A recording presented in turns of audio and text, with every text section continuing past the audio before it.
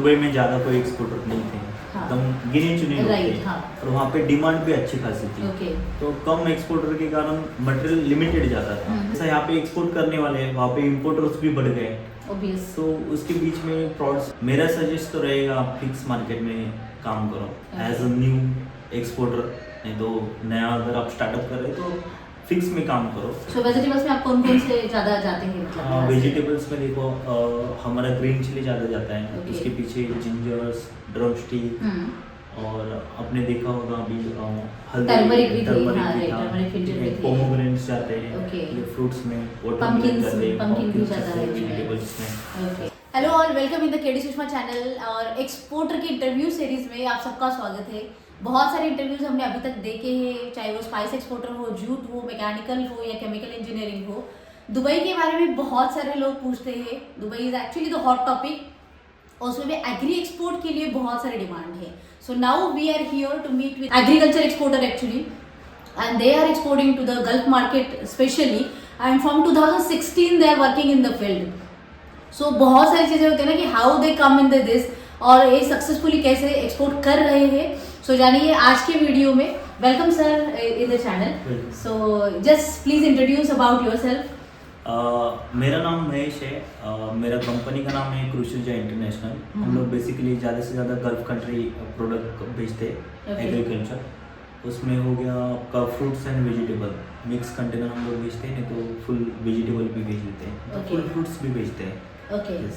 So you are doing this work from the 2016 actually. Yes, right. Yeah, so almost five In export. In the export only. Yes. So 5-6 साल मतलब हो गए आपको इस पूरे journey में एक्सपोर्ट के जो भी आप कर रहे हो। So लेकिन आप पहले मतलब क्या थे? एक्सपोर्ट करना है ऐसे कैसे आपने डिसाइड किया? पहला देखो हमारा यानी पापा जी के पहले से हम लोग फ्रूट्स में हम लोग वर्किंग कर रहे हैं। Okay. इन एपीएमसी तुरबा में हमारा शॉप्स है। Okay. और वहाँ पे होलसेल का हमारा काम है।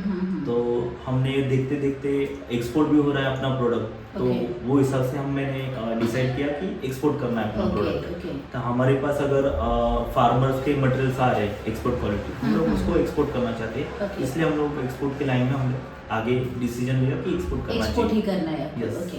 So why you chosen the gulf market specially? तो ज़्यादा से ज़्यादा हमारा प्रोडक्ट गल्फ कंट्री में ज़्यादा डिमांड है। ठीक है, वहाँ पे पहले से ज़्यादा कुछ फार्मिंग नहीं था, तो वहाँ पे पूरा का पूरा मटेरियल फ्रूट्स हो गया, वेजिटेबल हो गया, इंडिया पे डिपेंड है। अभी देखो बाहर का कंट्री के वहाँ पे आ रहा है ज़्यादा। हाँ, तो इसीलिए मतलब गल्फ में है। यस। पर गल्फ में भी जैसे दुबई एक मेजर मार्केट है। दुबई है, सऊदी है।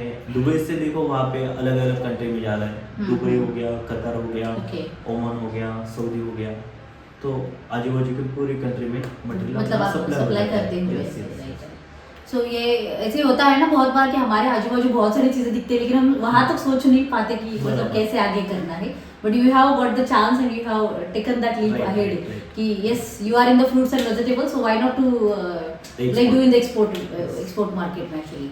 तो ऐसे अभी जैसे गल्फ की बातें की हमने, दुबई की बातें में की, एग्री एंड दुबई का एक अलग कॉम्बिनेशन है स्पेशली एक्चुअली कहा जाए तो Dubai and agriculture special combination है, क्योंकि दुबई में बहुत मेजर एक्सपोर्ट किया जाता है एग्रीकल्चर का। बट दुबई के बारे में लोगों के बहुत सारे मतलब पॉजिटिव नेगेटिव भी ये है। बराबर। देखो पहले तो दुबई में ज़्यादा कोई एक्सपोर्टर नहीं थे, एकदम गिने चुने लोग थे। और वहाँ पे डिमांड भी अच्छी खासी थी। तो कम एक्सपोर्टर के कारण मटेरियल लिमिटेड जाता था। अभी बहुत सारे लोग अभी एक्सपोर्ट करना चाहते हैं। यस। और प्रोडक्ट भी बढ़ गया, डिमांड भी धीरे धीरे बढ़ती जा रही है। तो सब लोग की सोच है कि हमें एक्सपोर्ट करना है। तो वहाँ पे जैसा यहाँ पे एक्सपोर्ट करने वाले हैं, वहाँ पे इम्पोर्टर्स भी बढ़ गए। तो उसके बीच में फ्रॉड्स होने लगे, जैसा इंडिया में भी होता है, बाहर की कंट्री में भी होता है।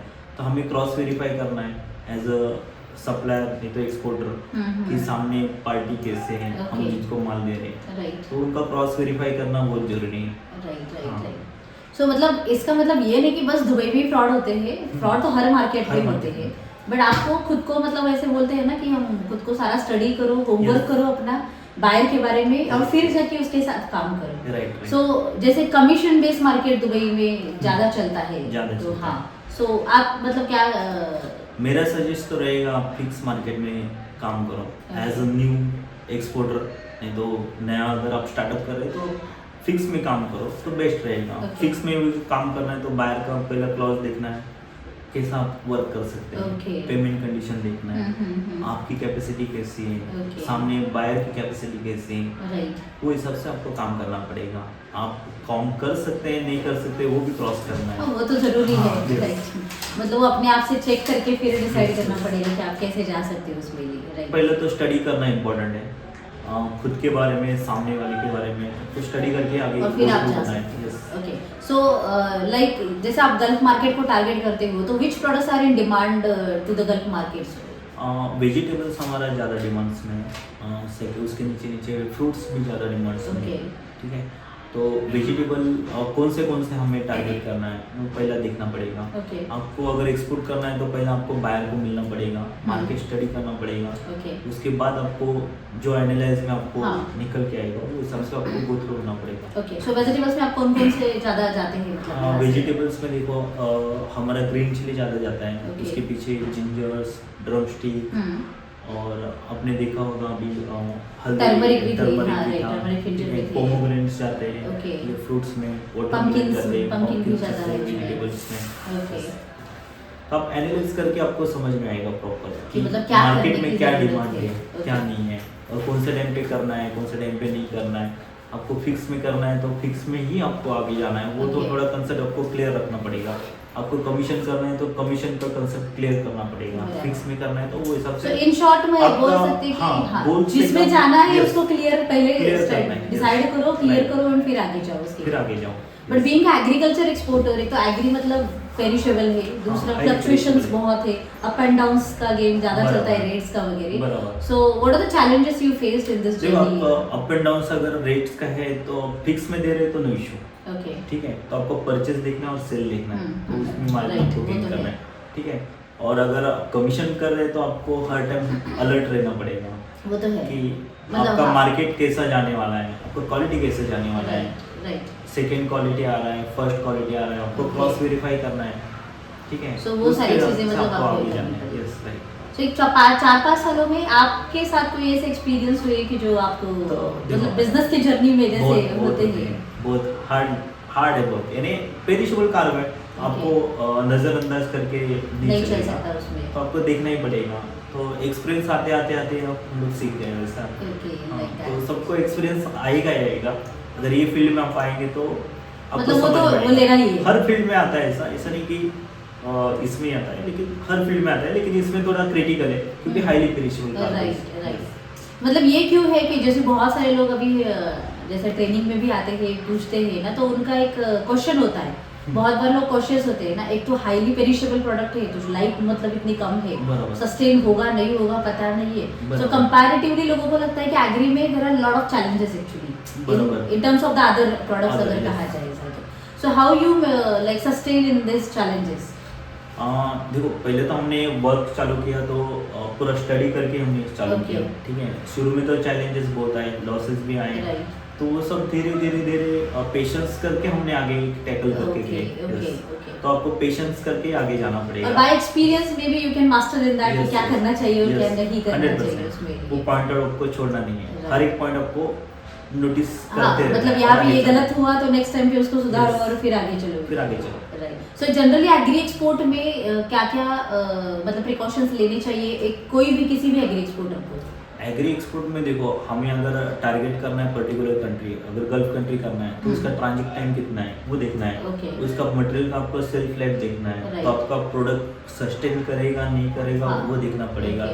हमने अभी देखो इंडिया का क्लाइमेट है तो बहुत अप एंड डाउन रहता है, तो वो क्लाइमेट को भी आपको नजरअंदाज नहीं करना है, क्योंकि बहुत टाइम ऐसा होता है कि क्रॉप्स बहुत अच्छे आते हैं, आगे जाने के बाद खराब भी हो जाते हैं बिकॉज ऑफ क्लाइमेट, वो भी आपको नोटिस करते रहना है। तो सब स्टडी करके आगे जाना है। Okay, and in that like अभी जैसे हमने आपके साइट पे देखा ग्रेडिंग सॉर्टिंग कैसे आप कर रहे हो वो भी मैटर करता है। उसके वजह से भी प्रोडक्ट वहाँ पे मतलब रिजेक्शंस के चांसेस हो सकते हैं। यस, तो प्रॉपर सॉर्टिंग ग्रेडिंग रखेंगे तो आपका प्रोडक्ट आपका प्रॉपर निकलेगा। और जैसे हमने अभी देखा कि आपने जैसे कहा था कि सप्लायर से भी क्रॉस वेरीफाई करना बहुत इंपॉर्टेंट है। यस, मार्केट है, देखो मार्केट में अप एंड डाउन रहते हैं। ठीक है, बहुत सारे सप्लायर ऐसे हैं कि आपको सेकंड क्रॉप देंगे, रेट कम देंगे, मिक्स करके देंगे, मार्केट में होता है कि अगर उनके पास क्वालिटी नहीं है वो तो आपको कम रेट करके भी रेट देते हैं और आपका लॉसेस होने का चांसेस है। राइट तो वो बहुत सारे बायर चेक नहीं करते प्रॉपर। सो मतलब जैसे हमें बायर को चेक करना है वैसे हमें सप्लायर को भी चेक करना है। तो दोनों को क्रॉस वेरीफाई करके जाओगे तो चांसेस कम है कि आप लॉसेस में कम जा सकते हो। Right. So as an entrepreneur and as an exporter, actually like to beat all the things, fluctuations, वो sustain खुद को रखने के लिए what are the practices you followed? Market study करना पड़ेगा आपको हर टाइम। So वो ज़्यादा ज़रूरी है। वो ज़्यादा ज़रूरी है। Okay. And like what you can tell in the about the future of the agri export? Agree export देखो बहुत सारे इसमें क्लॉज आने चाहिए, ठीक है, क्योंकि हमारा इंडिया का नाम किधर खराब नहीं होना चाहिए। वो ज़्यादा मैटर, क्वालिटी मेंटेन करना है, इंडिया का नाम किससे आगे जाए वो थोड़ा एंटरप्रेन्योर को देखना चाहिए। Okay. But apart from the Gulf, you are also supplying to other countries. Gulf country हमारा ज़्यादा टारगेट है क्योंकि डिमांड ज़्यादा वहाँ पे है, इसलिए तो ह्यूज क्वांटिटी तो गल्फ कंट्री में ज़्यादा, कंजम्पशन हायर होने के कारण मतलब वो ज़्यादा तो हमारा इंडिया का नाम किधर खराब नहीं होना चाहिए। वो हिसाब से हमें प्रिकॉशन ज़्यादा से ज़्यादा लेना चाहिए। ओके। हर टाइम हमें वो अलर्ट रहना चाहिए। That's true actually. Yes. So what you can suggest to the new entrepreneurs and new exporters? New exporter को तो हम लोग यही बोलेंगे कि आप स्टडी करके ही आगे जाइए, ठीक है, और फिक्स पे ज़्यादा काम करिए, ना कि किधर फंसने का ज़्यादा चांस नहीं है, ठीक है। हर टाइम क्रॉस वेरीफाई करके पेशेंस रख के आप स्टार्ट करें, ठीक है, और आप मैक्स टू मैक्स विजिट करना चाहिए आपको हर जगह पे, एक तो सप्लायर के पास भी और इम्पोर्टर के पास भी। मतलब दोनों साइड जहाँ जिसके साथ आप काम करने वाले उन सबसे मिलना चाहिए तब जाके वो क्लैरिफाई मतलब वेरिफिकेशन हो सकता है कि वो सच में कैसे है, ये भी है नहीं भी इम्पोर्टेंट है। फ्यूचर प्लानिंग क्या है उसका वो भी देखना जरूरी है। ओके। तो उसके ऊपर आपका काम अच्छे से मतलब हाँ हो सकता है। बहुत सारी बार लोगों को ये भी क्वेश्चन आता है फाइनेंस के बारे में। So like what are the suggestions you can give for that? Finance के लिए हम लोग बोल सकते हैं, देखो आपको तो धीरे धीरे आपको स्टार्ट करना है, ठीक है, ऐसा नहीं कि कहाँ से फंडिंग लेके आए तो कैसा भी कर दिए, वो तो नहीं होता है। आपको स्टडी आपको पेशेंस रख के आपको प्रॉफिट गेन करके धीरे धीरे आपको जाना है। तो ज़्यादा लॉसेस हो रहे तो फिर थोड़ा रुकना चाहिए। सो जैसे कहा जाता है ना इसमें कि स्टार्ट विद स्मॉल, जहाँ पे हो छोटे से चालू करो और फिर धीरे धीरे बढ़ाते चलो, क्योंकि एक्सपीरियंस भी धीरे धीरे हमारा बड़ा होते जाएगा। छोटे से ही एक्सपीरियंस धीरे धीरे बेस आपका क्लियर हो जाएगा, क्लियर होना चाहिए। सो फाउंडेशन मजबूत हो गया तो डेफिनेटली वी कैन सर।